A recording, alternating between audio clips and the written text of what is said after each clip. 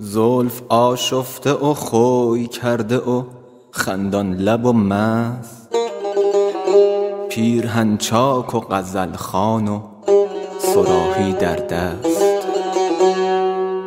نرگسش عربده جوی و لبش افسوس کنان، نیمه شب دوش به بالین من آمد بنشست.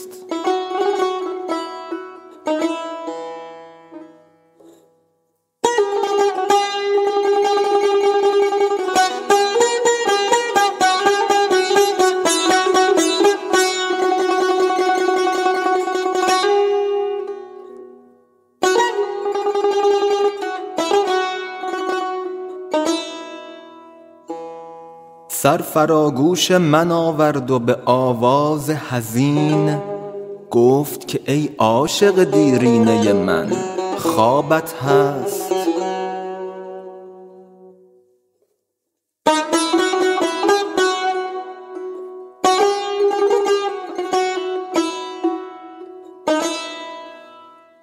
عارفی را که چنین ساغر شبگیر دهند، کافر عشق بود گر نشود باده پرست.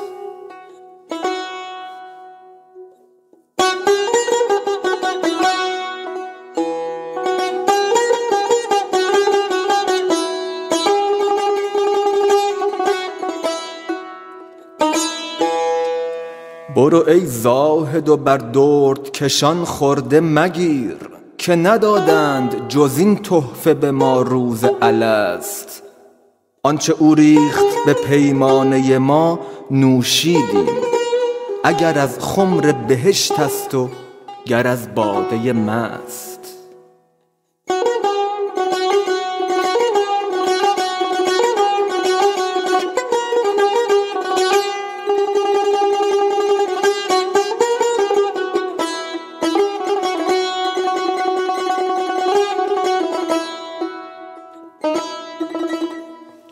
خنده جام می و زلف گرهگیر نگار، خنده جام می و زلف گرهگیر نگار. ای بسا توبه که چون توبه حافظ بشکست.